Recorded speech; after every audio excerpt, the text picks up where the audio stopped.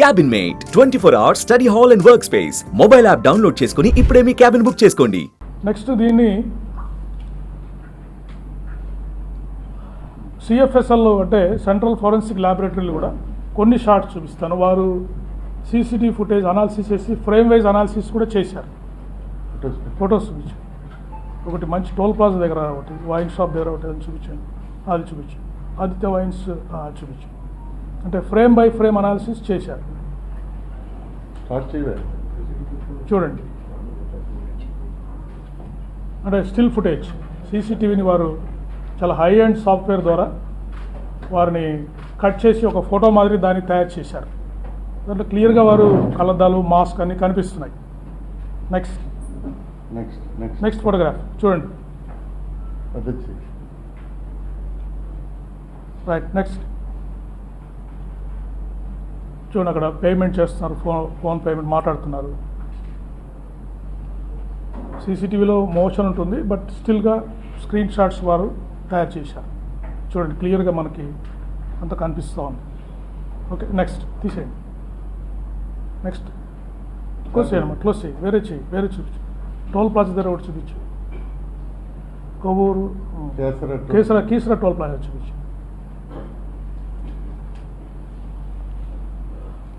ఇక్కడ కూడా screen shots తీశారు. రైట్, నెక్స్ట్ చూడండి, క్లియర్గా ఇక్కడ ఈ ఫోటోలో మనం క్లియర్గా చూడొచ్చు. అప్పటికే డ్యామేజ్ అయిపోయింది వెహికల్, వారి హెడ్ లైట్ అన్ని డ్యామేజ్ అయిపోయినాయి. నంబర్ కూడా కనిపిస్తూ ఉంది.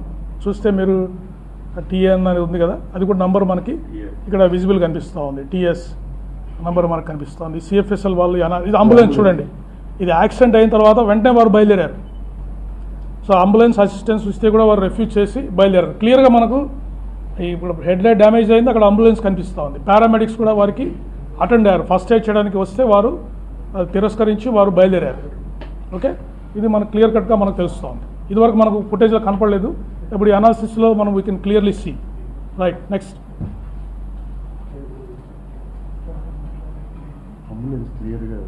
నెక్స్ట్ క్లోజ్ నిపుణ స్టానిక్ చూపించండి. నిపుణ స్టానిక్ అది చూపించండి.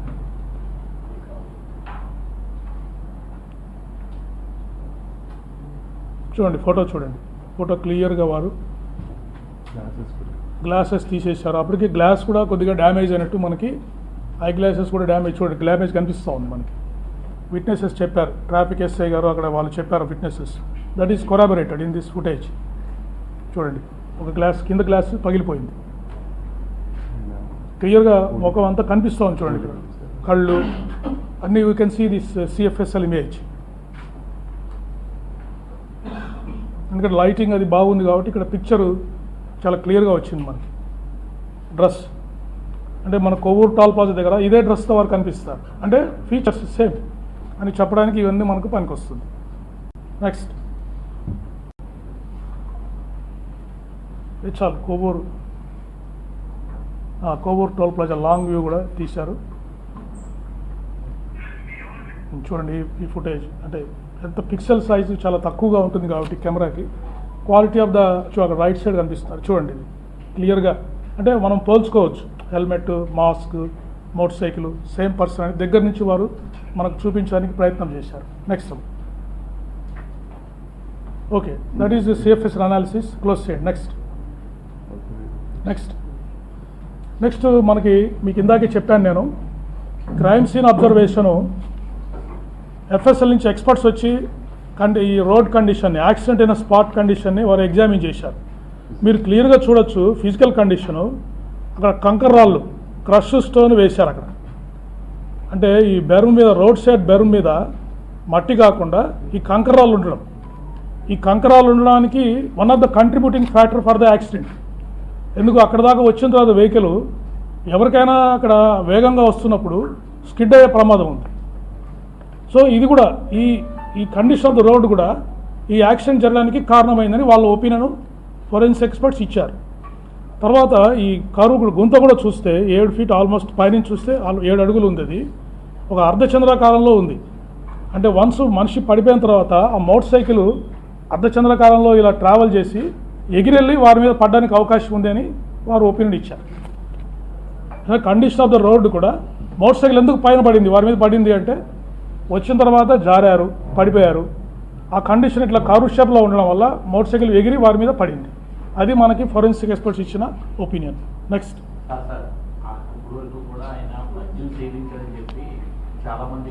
అది వస్తుంది, నెక్స్ట్ వస్తుంది. తర్వాత కంప్లీట్ అయిన తర్వాత మీ డౌట్స్ అన్ని క్లారిఫై చేస్తారండి. డిసీజ్లో ఒకటి అబ్జర్వ్ చేసింది ఏంటంటే approximate speed of the vehicle వచ్చేసి 70 km/h at the time of incident. అంటే మనం ఎలా క్యాలిక్యులేట్ చేసాము, distance between toll plaza and time taken to travel between the distance between the toll plaza and time taken to cover the distance, దాని మీద మనం approximate speed calculate చేసాం.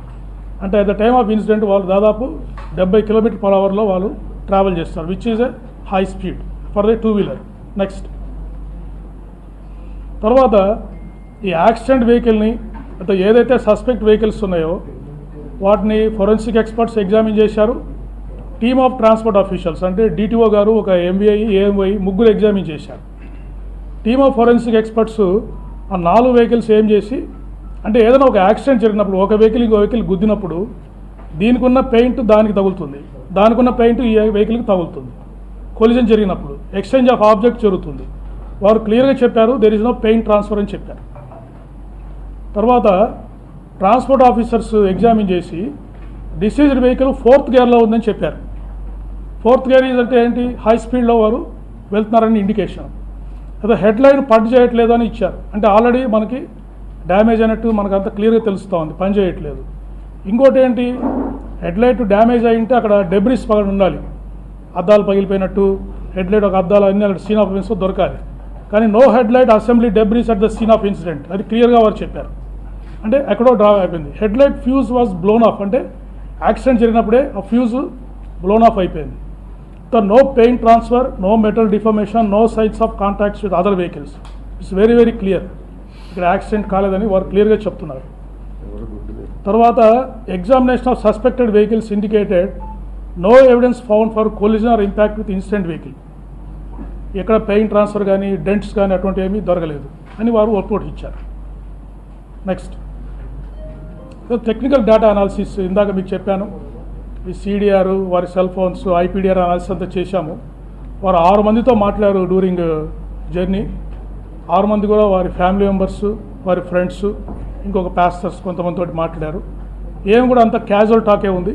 వారి wife 2 సార్లు ఫోన్ చేశారు, ఒకసారి ఎత్తలేదు, ఇంకోసారి ఫోన్ చేస్తే నేను విజయవాడ, వీరే ఫోన్ చేసి చెప్పారు వైఫ్కి నేను విజయవాడ దాటుతున్నా అని పొడిగా చెప్పి దాటేశారు, వెళ్ళిపోయారు.